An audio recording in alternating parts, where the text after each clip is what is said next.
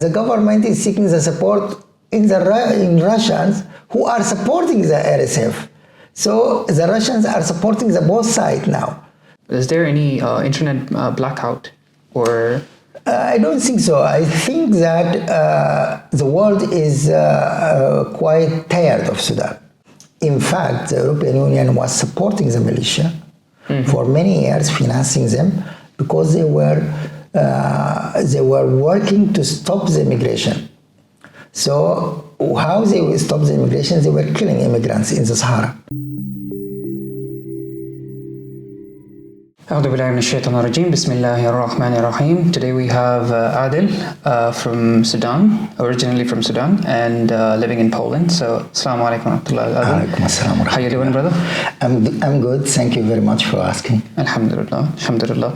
So, Adil, we wanted to know exactly about you're from Sudan originally, yes. And right now you're running as for presidency. I heard like you're running for presidency in Sudan.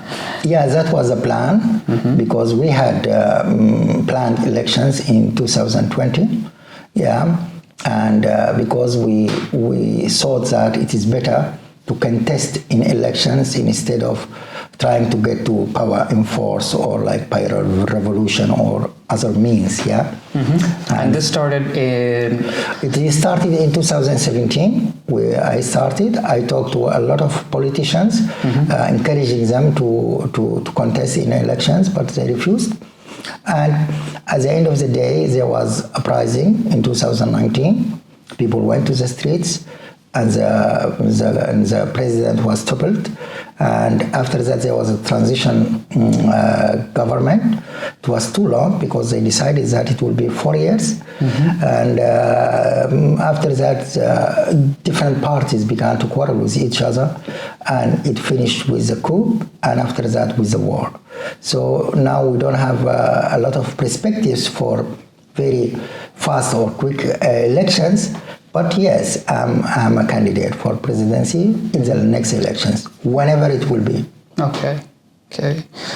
So, what is exactly happening? Because now you say that the elections might happen next year, but there's a genocide happening in Sudan. So, would you call it as a genocide, first of all? Yeah, there is a lot of war crimes. I will call them war crimes. There is a lot of ethnic cleansing done by the militia, by the rapid support forces, which are maltreating Sudanese people and torturing Sudanese people. And the war is not really against the state. It's not really against the army. It's against the Sudanese people. But as every war, it should finish at last. And there should be some kind of political agreement, and this political agreement should implement organizing elections. Why we are calling for elections? Because it is the easiest way, it is a more peaceful way to transfer power. Otherwise, people will take power by force. So we are looking for the best solution for the Sudanese people, which respect their right for deciding about their country, which finish all these conflicts and give a way for political parties, for different players to get to power in a peaceful way. Okay. So you call this as a war crime, but I don't know. My question is like war crimes do happen, but would you call like a number of people? I mean, I heard like just 2 weeks ago, about 500 people were killed in within a week or within a day. So would you consider or call it genocide? Yes, it is. Of course, civilian casualties are very high, and many villages, many communities have been attacked, and a lot of people were killed. Like in Al Junaina in Western Sudan, hundreds of people were killed in few days. As you said, recently there was 1 week, and there was 500 civilian dead people.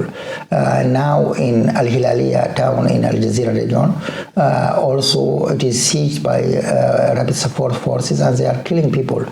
But genocide is against a certain group generally, and this is against different groups of Sudanese people. Everybody who's abusing these militias, they are killing them. But still, I'm very sensitive to use the word genocide. But of course, there are war crimes and there are ethnic cleansing. Okay. This is sure. Okay. So. Can you, maybe I don't want to cover the whole history in this podcast, but can you tell us briefly what exactly is happening? What is the militia's objective, and why the coup is going on right now for such a long time? And is there any YouTube video or like somewhere where we can learn the history of, or the uprising, or not the uprising, what do you call it, the coup? Okay. This is all of this is a result of our inability to manage politics in Sudan. We have very weak political parties with no programs, with no visions.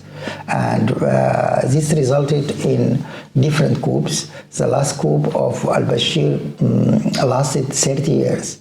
And it destroyed all political parties, all political institutions, and it also created this militia to protect al-Bashir, exactly. And he was calling this is my security, guys.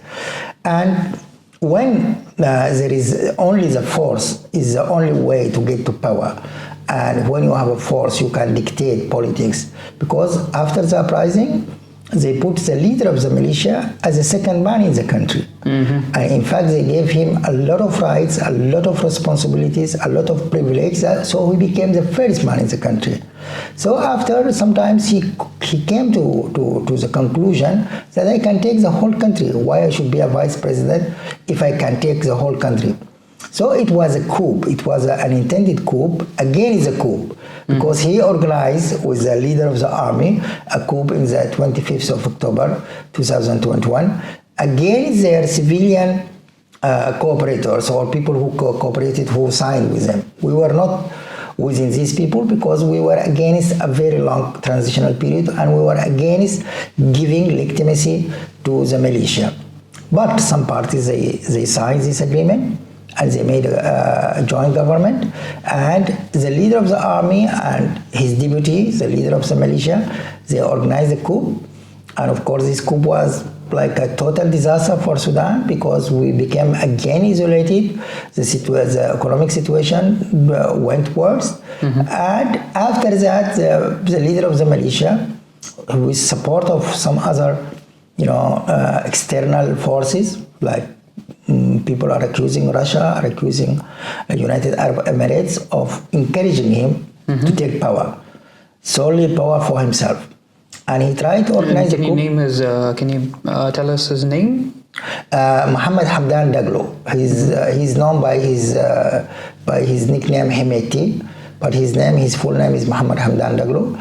The leader of the army is Abdel Fattah al-Burhan, who is now like the president. And he tried to make a coup. He attacked the headquarters of the army. He attacked different places, and he controlled a lot of places because. So is the army with him, or is the army or is the army divided in Sudan? The army is divided because from 2003, the previous government, the previous president, lost his confidence or trust to the army. He was afraid of the army. So he built a militia, which just was under his own control and without any other control. So the army even was not controlling them. When he was toppled, the militia stayed, and it became a power, became a second army in Sudan.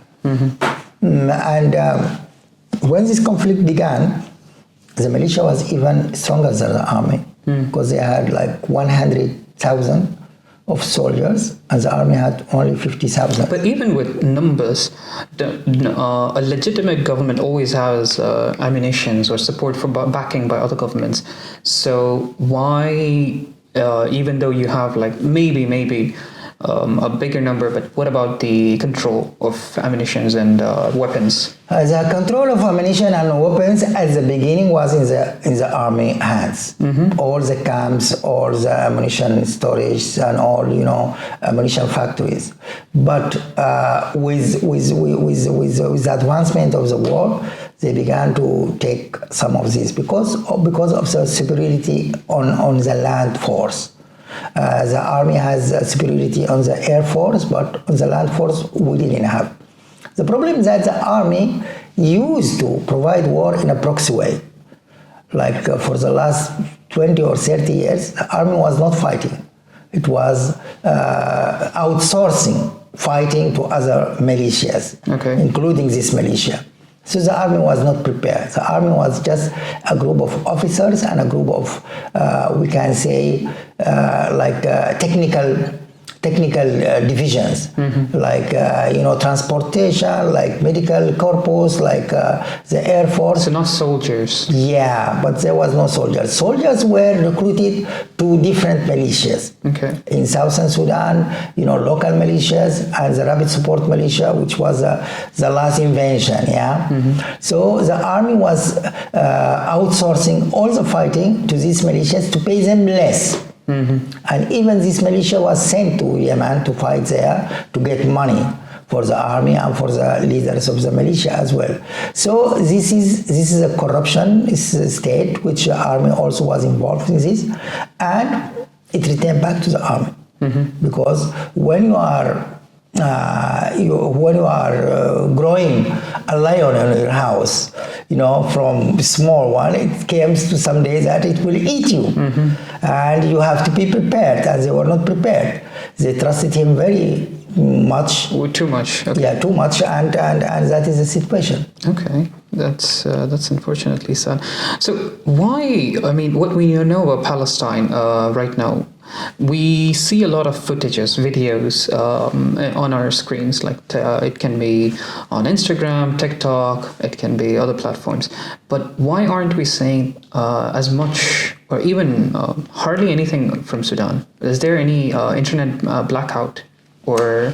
I don't think so. I think that the world is quite tired of Sudan, because we had a long war in South Sudan, which finished in 2005 with an agreement, and after that in 2010 they made a referendum, and 2011 the country divided and they went for independence.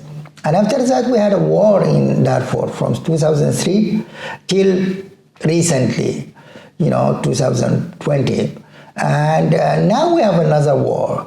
So I think that the international community are fed up with the Sudanese people, that they can't manage their problems and they're providing war all the time. That's number one. Number two, Sudan is not a strategic country. We don't have a lot of oil, we don't have a lot of resources. So if it will be in a country which is providing oil or other resources to the world, they will intervene. Also, that there is. Can I ask you a question on that? Because I heard from other sources that Sudan has gold. Yes, and that's why the militia is actually is funded by other proxies, like you said, to get that gold. Like, why? I don't think that they want to get gold, because the gold is produced in other countries, like in Ghana, in South Africa, in other countries, Chad. There is a lot of African countries producing gold. Of course, Sudan now it is one of the major producers of gold. Maybe it is the third or the second in Africa, but not in the world. Okay. So we have gold, of course, but I don't think the exact gold. Of course, gold is used now to finance. So when you say it's not strategic, why do you think? You just told me Russia and the UAE is funding yes, the militias.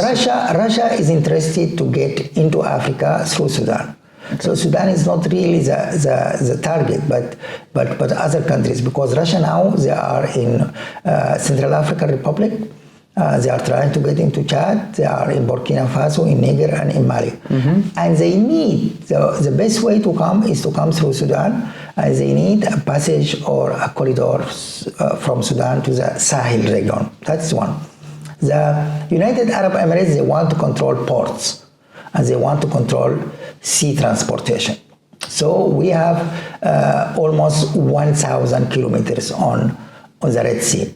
So if they control the government, they will control the Red Sea, they will control the ports, and this is one of their ambitions. They built a very big company which is called Dubai Ports, and now they are controlling a lot of ports like in Yemen, in Al Hudaydah, in Hargeisa, in Somaliland, and they wanted to control Port Sudan port, but they had problems to get this because Sudanese people, they treat it as a national wealth and they didn't want to sell it.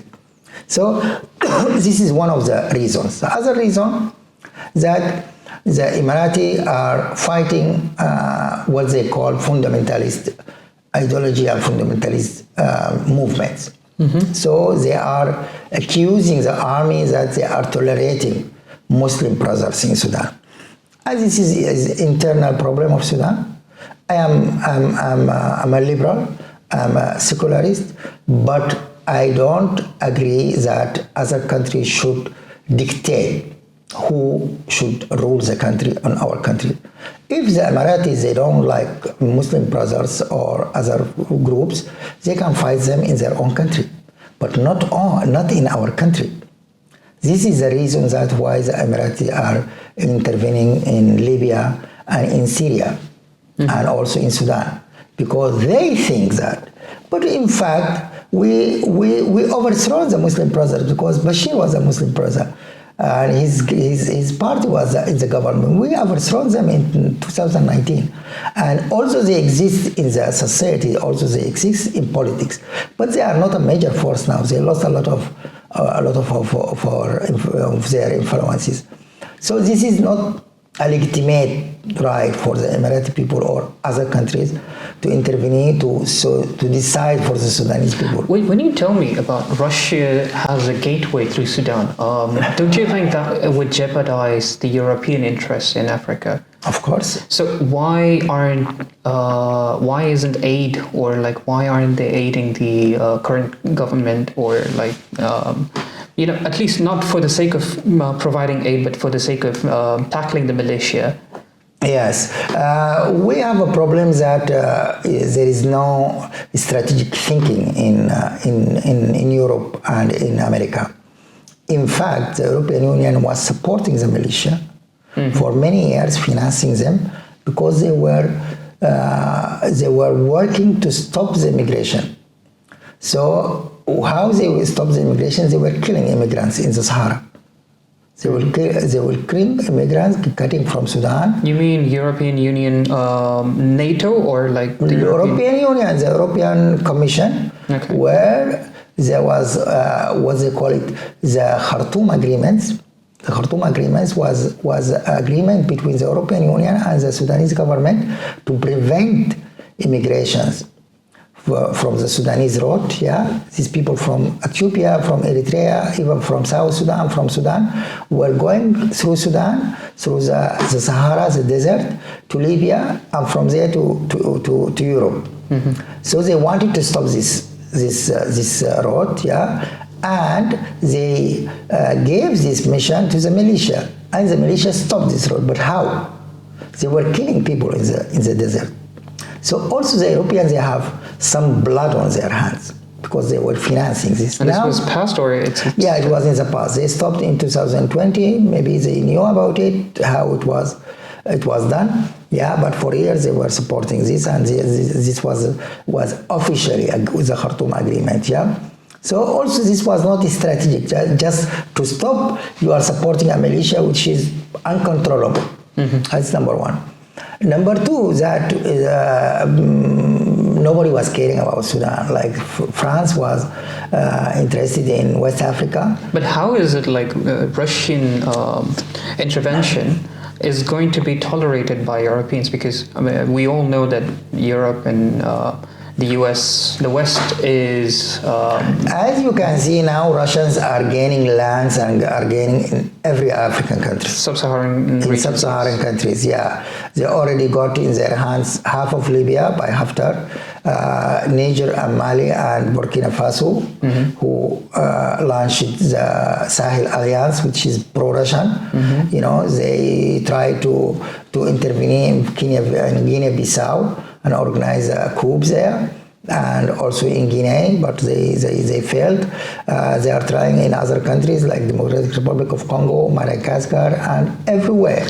And the European Union is not very active in combating this. The Americans also, they were not, because they are interested more in the fight with China and in the war in Ukraine and the conflict in Gaza.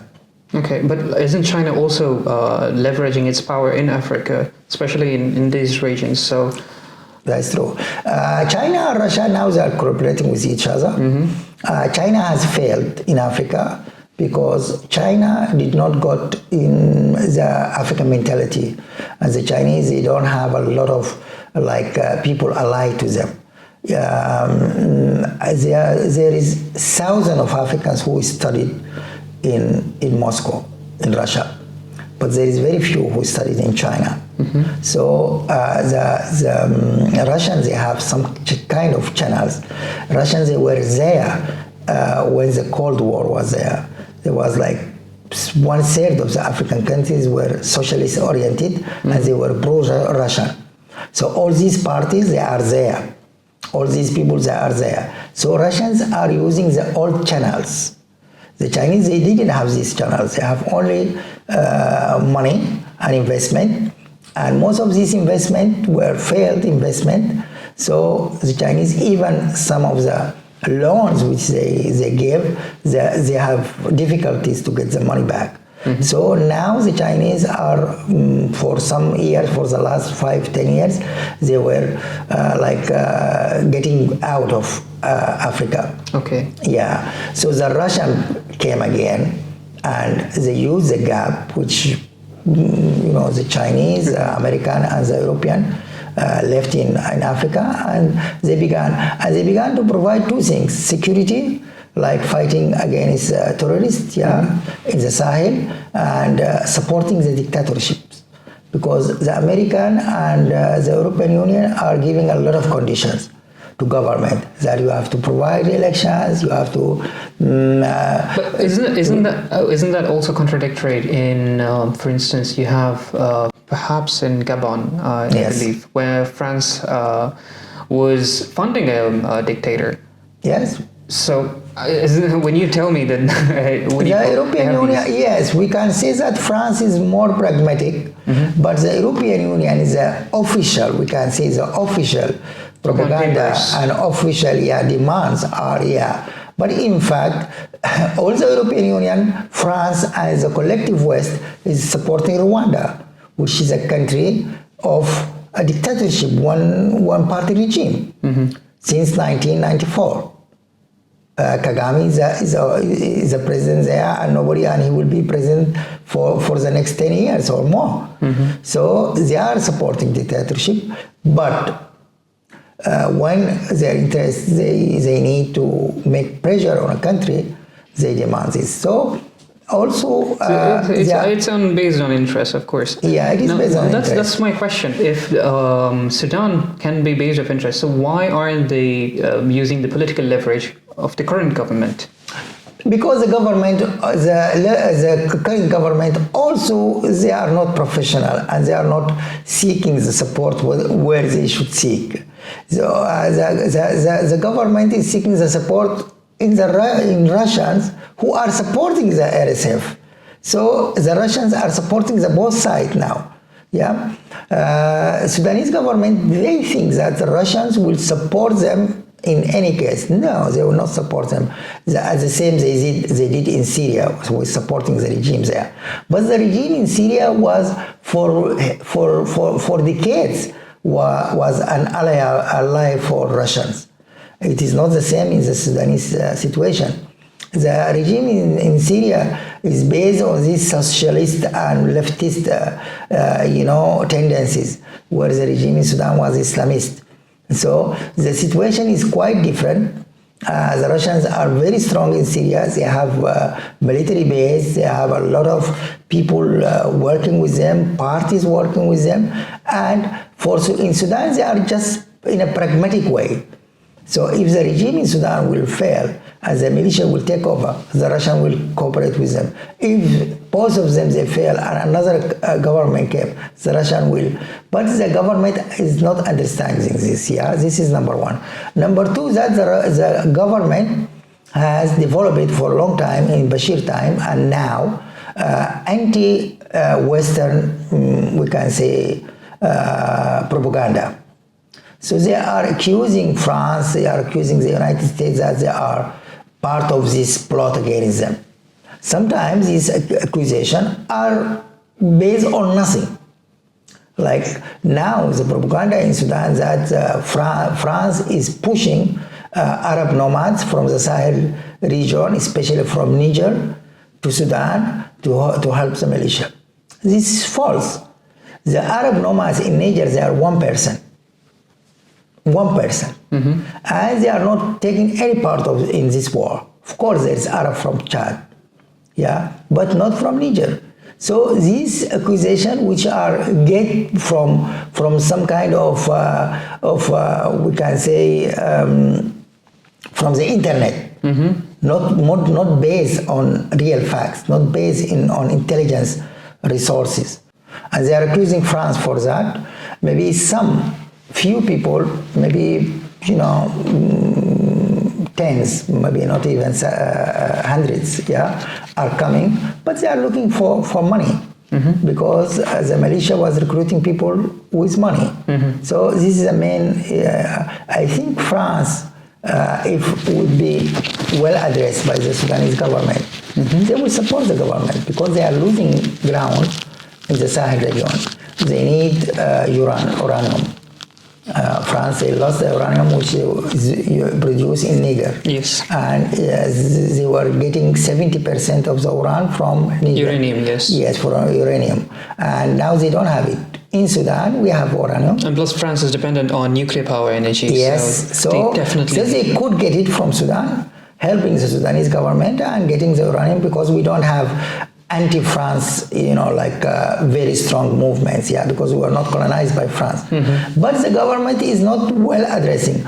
Also, France, officially, they support democratic transition, and this is a military regime. So it is also a complication as well. It is a lot of factors which make the government also is not a professional. They are a group of generals who really are not professionals, supported by some of opportunist politicians, and supported by the remnants of the Islamic movement who were with Bashir, and they are corrupted people as well. So the social base and political base of the government is very weak. So it's a corrupt government, that you say. But here's my question. What will happen if the militia takes over the country? What will happen? We will have the worst regime in the world. We will have a regime worse than the regime of Pol Pot in Cambodia. Because this militia is not disciplined.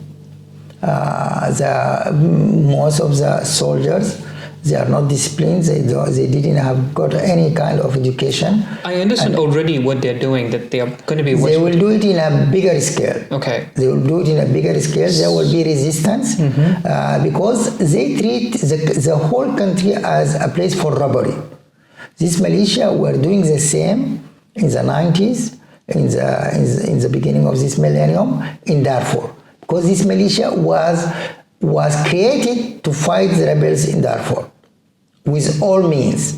So what was the means? Was to kill people and to torture them and to drive what they call it the social base of the rebellion.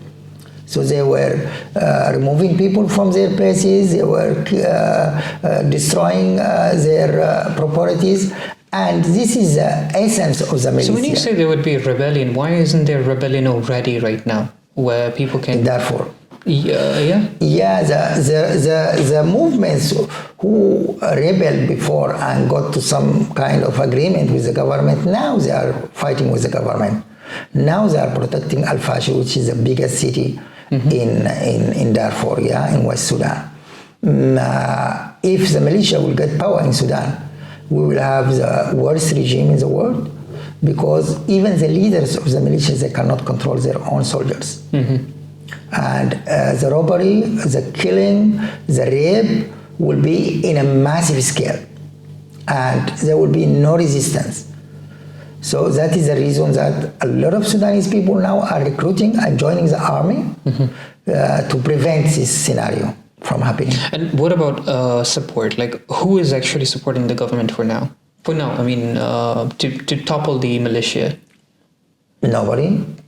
No foreign aid. No foreign aid. So why? I mean, if the militias might get into power, then don't you think it would be a migration crisis in? There will be a big migration crisis. There will be a threat for the national security for Egypt, for surrounding countries. So why aren't the surrounding countries, neighboring countries? Because they don't trust the current government. Okay. Current government, the Al-Burhan in particular, is a non-trustable person.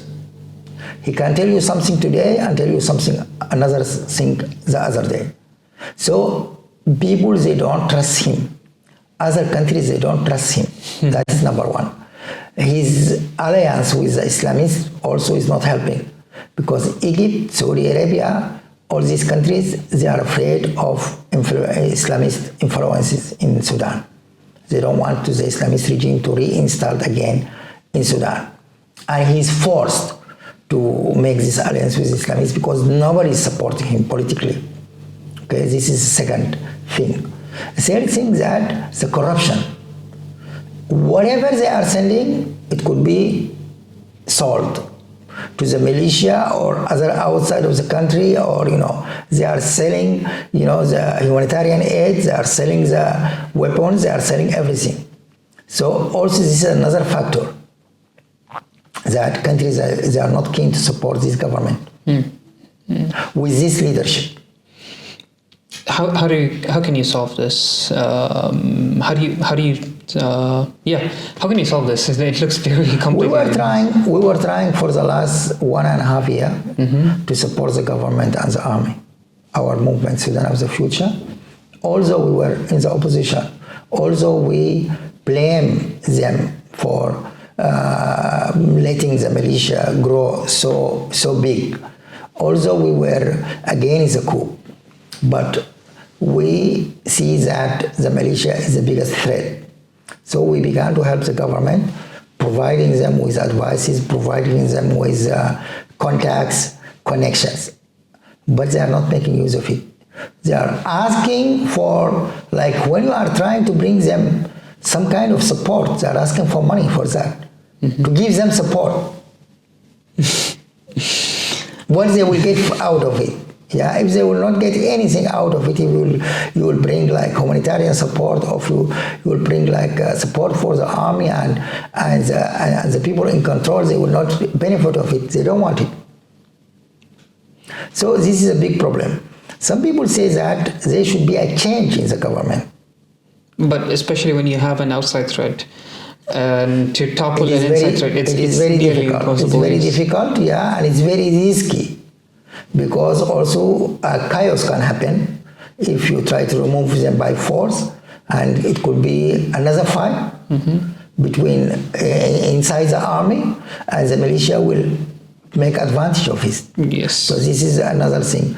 To tell people to get to the streets in this situation is very dangerous and it's very risky for them, because it is martial law, it is martial law, and there is war. And you can't ask people to go to the streets. Yeah? Asking, the international community are not deep in details about the situation in Sudan. So the only thing that they are making sanctions against the two parties. which is helping the militia, in fact.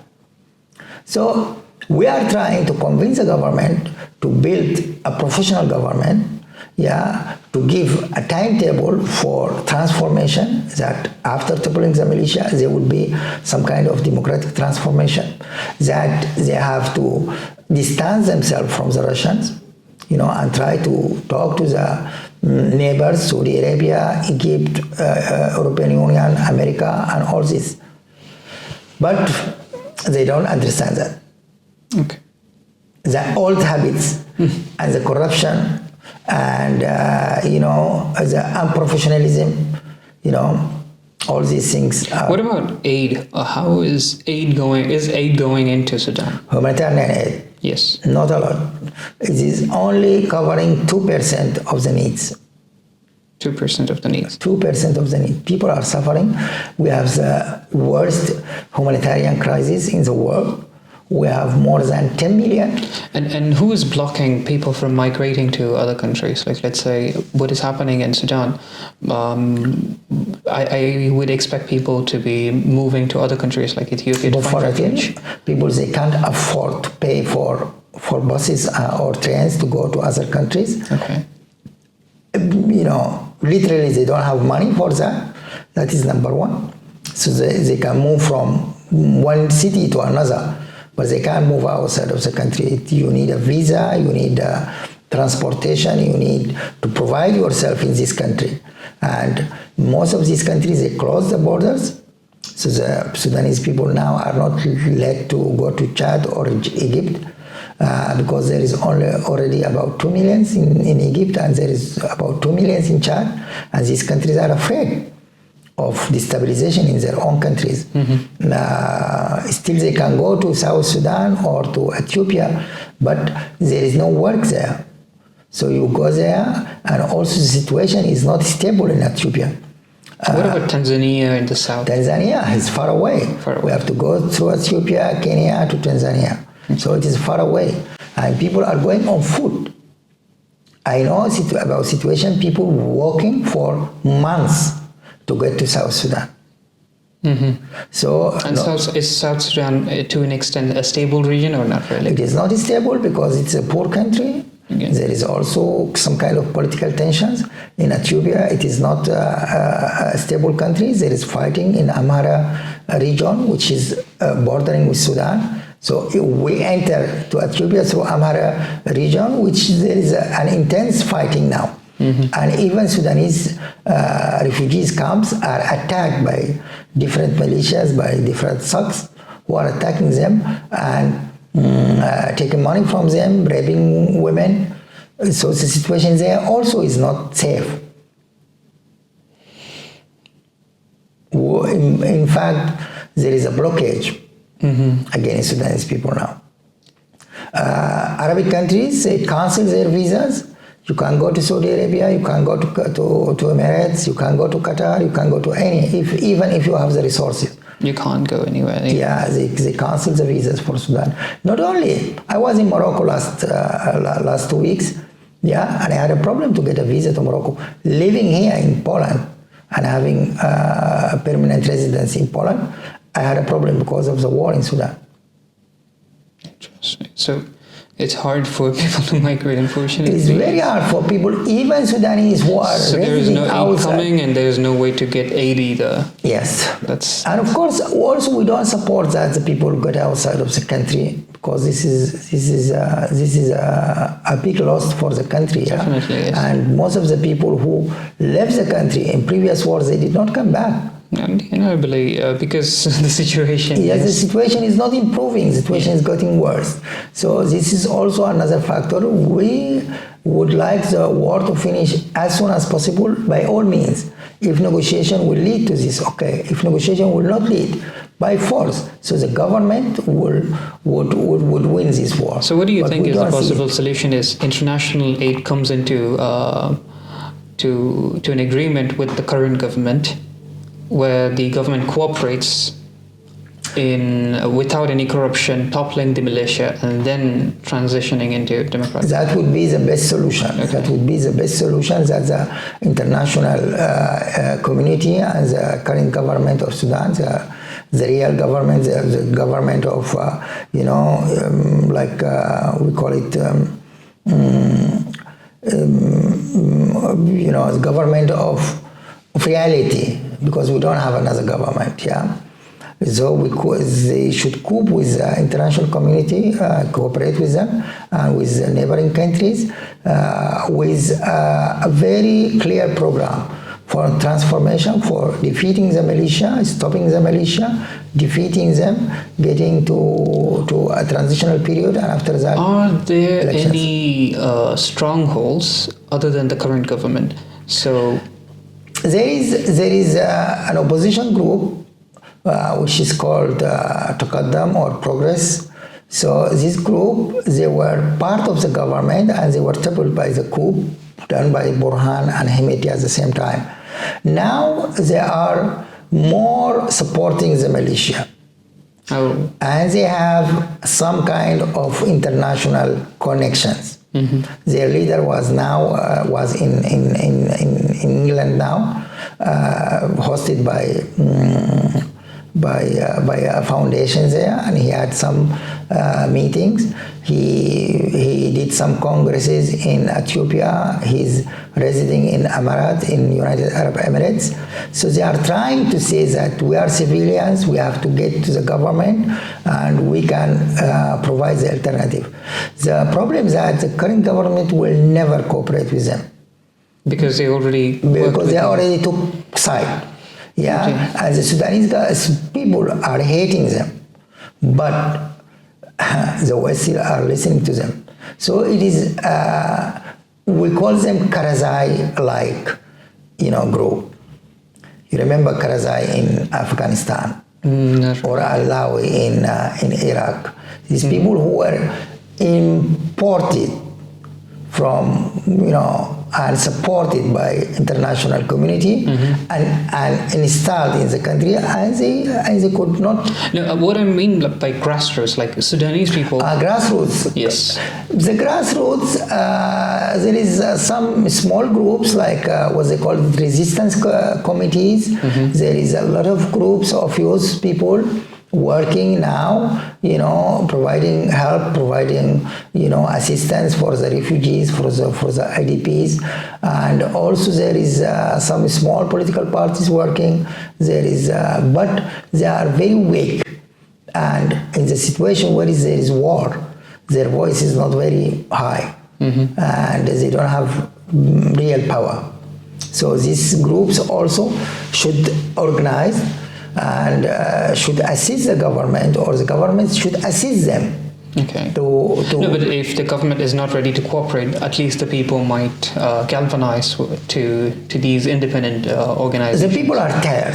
The people are tired because the people were fighting against al-Bashir for 30 years. And at last they toppled him.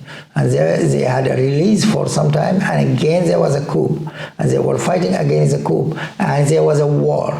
And now the war is affecting everybody. So people are tired, grassroots are fragmented, and they are very weak, and nobody is supporting them. In fact, the international community is supporting non-governmental organizations who are affiliated to the militia and who are based now outside of the country. Okay, so then how can we provide aid to the Sudanese people? What is the plausible solution to aid Sudanese people right now? The problem is political. And there should be more engagement from the Sudanese government to engage the international community to improve the security, because there is a security hazard also. The international organizations are afraid to go to a country where there is a war. Yeah. I had, before this interview, I had a telephone asking me about, the security situation in Port Sudan, because one organization is going there. So I assured them that it is secure, but still there is a fear. Also, to fight the corruption, to make the work of the international organization easy. If you want to register an organization in Sudan right now, international organization, you have to pay fees of $7,500 to register for 1 year. Oh my God. which is crazy. Yes. People are coming to help you, You're deflecting people from. and you are discouraging them. Yes. You know, I wanted to register an office of my foundation there in Port Sudan, and they asked for $7,500. So I prefer to give this money to the people, Yes. you know, instead to give it to the government. So how actually can people aid the other people in that case? They could through direct donations to people there. You know, they can do it through some of the reliable organizations working to help Sudanese people. There is some groups in the United States. There is some groups in Egypt. What are those groups? Can you give us some of these names? There is a collecting of money now is provided by a group in the United States led by Mr. Ali. So he's doing this work. We are trying also to collect money from here. What is the name of the organization? I don't remember the name of the organization, but the man in charge is Bakri Ali. Bakri Ali. He was very active for years to help. Okay. But in Europe, I'm talking from European, like Muslims in Europe perspective. There is not a lot of organization. In fact, we began now to collect. We made some donations to Sudanese in Egypt and also to Sudanese in Sudan and in Uganda. Now we are going to help Sudanese in Sudan. So our foundation, the Euro African Foundation based in Poland, we can do this. There is another foundation, which is an organization which I can recommend, which is called Najdat Sudan or Safe Sudan organization, which is based in Port Sudan. And they are doing a good work. People can donate to King Salman Center, which is also providing a good aid. Okay. So Saudi is helping. Yeah, so Saudi is helping in humanitarian. They are doing. Okay, it's nice. Also, I think also the Munazamat al-Dawa al-Islamiyya, this Islamic Dawa organization, are doing some aid. Also, if somebody can donate to them, it could help. Inshallah. So thank you very much, Mr. Adil. It was a pleasure meeting you. And thank you very much. Hope inshallah Sudan will be free and people can finally breathe. Thank you very much. Thank you for the well. opportunity, and thank you for this podcast to tell people about the misery and the tragedy of the Sudanese people right Inshallah, now. may Allah make it a safe haven for the Sudanese people. And inshallah, you'll go back to your country as well. Thank you. Thank you very much. Inshallah. Assalamu alaikum. Thank you.